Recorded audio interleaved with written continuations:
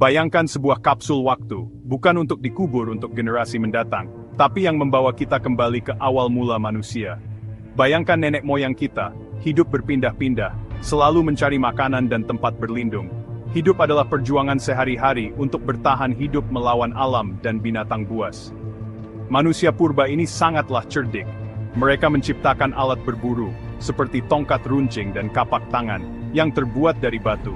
Mereka belajar mengendalikan api, yang memberi kehangatan, perlindungan, dan kemampuan untuk memasak makanan. Pemahaman mereka tentang alam sekitar pun berkembang. Mereka mengamati perilaku hewan dan mempelajari tanaman, apa yang aman untuk dimakan. Komunikasi adalah kunci kelangsungan hidup mereka. Bahasa awal berkembang, memungkinkan mereka untuk berbagi pengetahuan, mengordinasikan perburuan, dan saling memperingatkan tentang bahaya. Meskipun sederhana menurut standar saat ini, bentuk komunikasi awal ini adalah langkah penting dalam perkembangan manusia. Hidup memang penuh tantangan, tetapi nenek moyang kita gigih, meletakkan dasar untuk semua yang akan terjadi selanjutnya. Gaya hidup nomaden, meskipun menantang, memungkinkan manusia untuk mendiami berbagai belahan dunia.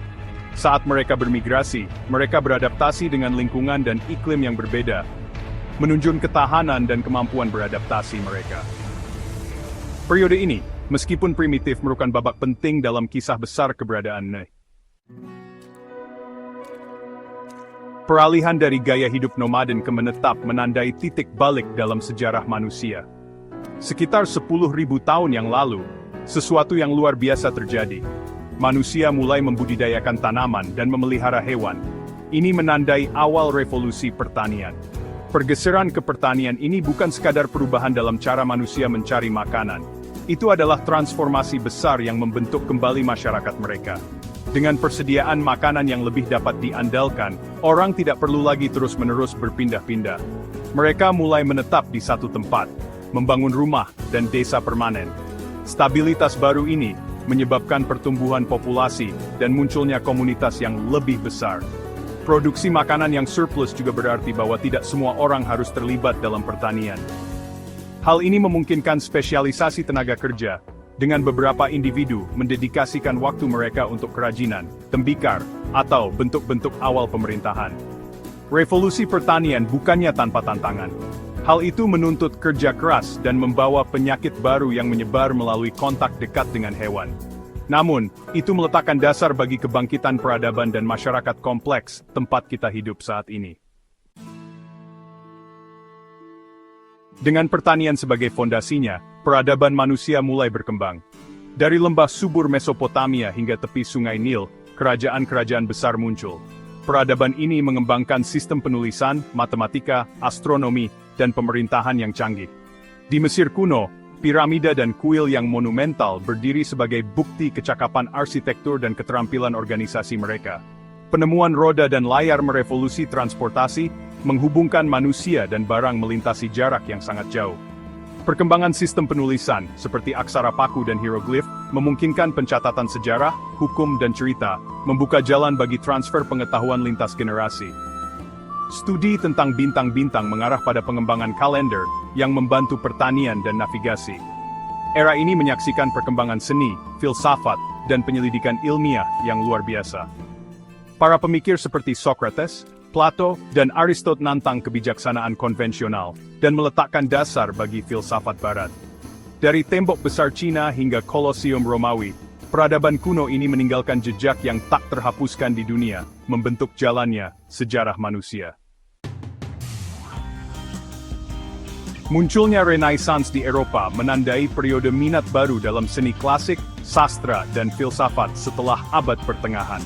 Era keingintahuan intelektual dan eksplorasi ini menetapkan panggung untuk revolusi ilmiah. Para visioner seperti Copernicus, Galileo, dan Newton merevolusi pemahaman kita tentang alam semesta dan tempat kita di dalamnya. Penemuan mesin cetak oleh Johannes Gutenberg pada abad ke-15 mendemokratisasi pengetahuan dan memfasilitasi penyebaran informasi yang belum pernah terjadi sebelumnya.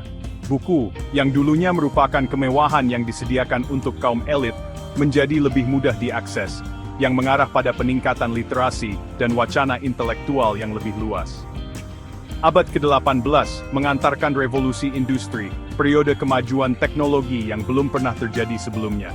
Penemuan mesin uap, mesin pemintal kapas, dan alat tenun mekanis mengubah manufaktur dan menyebabkan produksi massal. Meskipun periode ini membawa pertumbuhan ekonomi yang signifikan, periode ini juga mengakibatkan urbanisasi, ketimpangan sosial, dan tantangan lingkungan yang terus berlanjut hingga saat ini.